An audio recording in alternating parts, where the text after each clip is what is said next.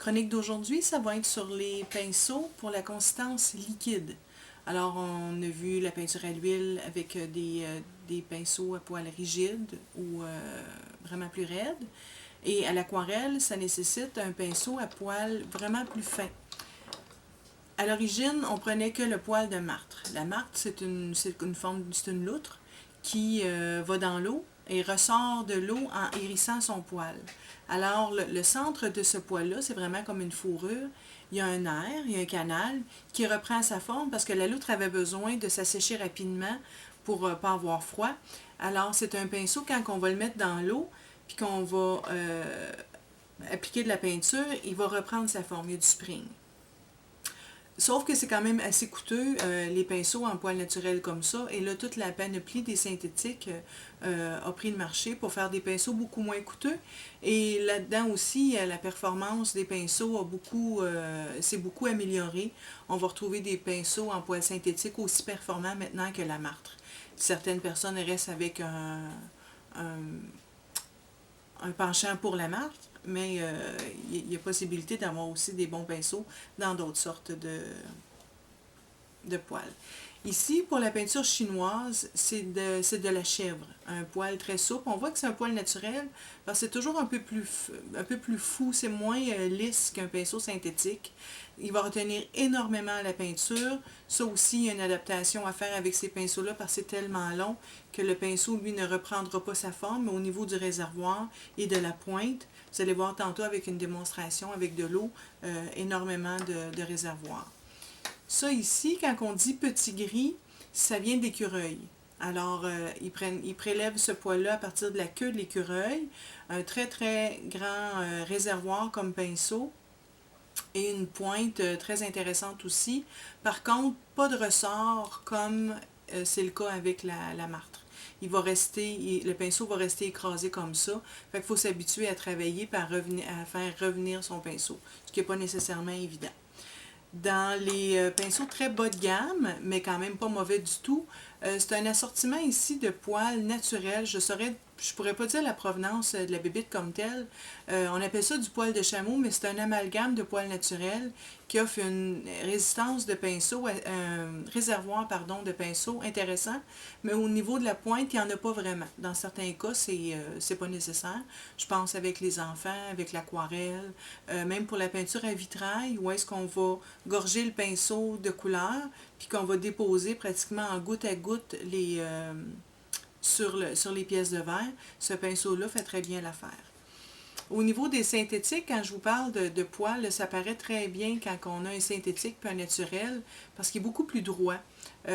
C'est au niveau de la couleur aussi, là, ça ne s'apparente pas du tout à un cheveu ou à de la fourrure.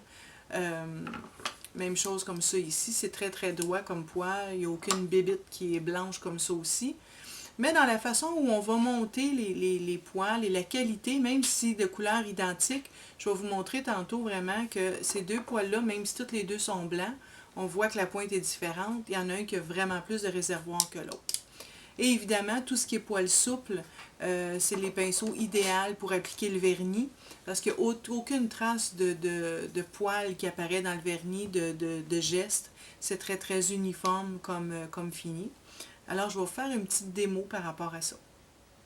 Vous allez comprendre l'aspect réservoir et l'aspect pointe. Et c'est ça qu'on a besoin quand on fait de l'aquarelle.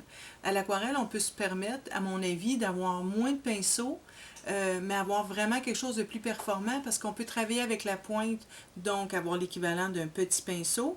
Et si on l'écrase plus ou moins, ben on va aller chercher un trait plus ou moins large jusqu'à un pinceau plus large vraiment pour mouiller le fond. Alors, je vous montre ça.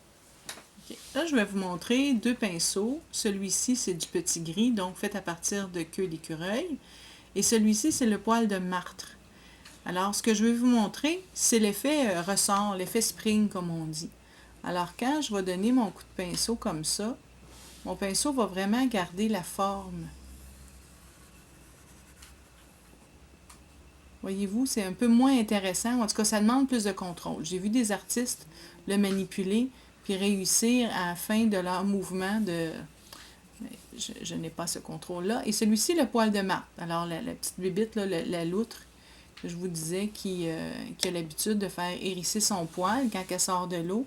Alors le pinceau, voyez-vous, même si je l'écrase comme le petit gris tantôt, il revient vraiment plus à sa forme initiale que le petit gris.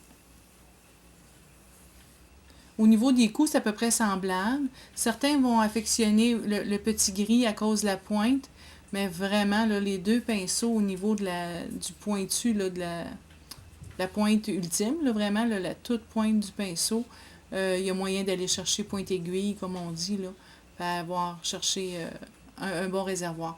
Comme je vous disais, étant donné qu'on peut aller chercher très, très pointu et très large au niveau de la virole, on peut faire l'achat de beaucoup moins de pinceaux à l'aquarelle qu'à l'huile parce qu'on peut l'écraser et aller chercher différentes grosseurs.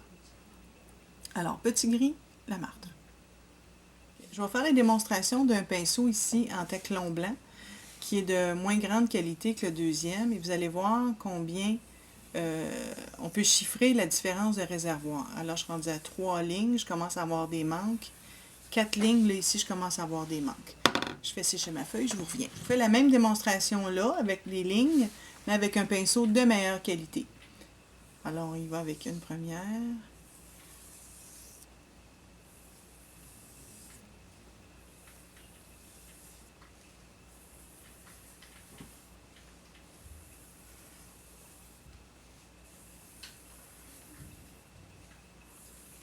Je commence à avoir des manques ici. Alors, j'ai fait facilement le double de lignes que tantôt. Alors, deux pinceaux pareils au niveau de la couleur du poil, mais la façon dont il est monté, il y a vraiment une énorme différence sur la pointe. Et voilà ce qui met fin à la chronique sur les pinceaux pour l'encre et l'aquarelle, donc les peintures à consistance d'eau. Merci.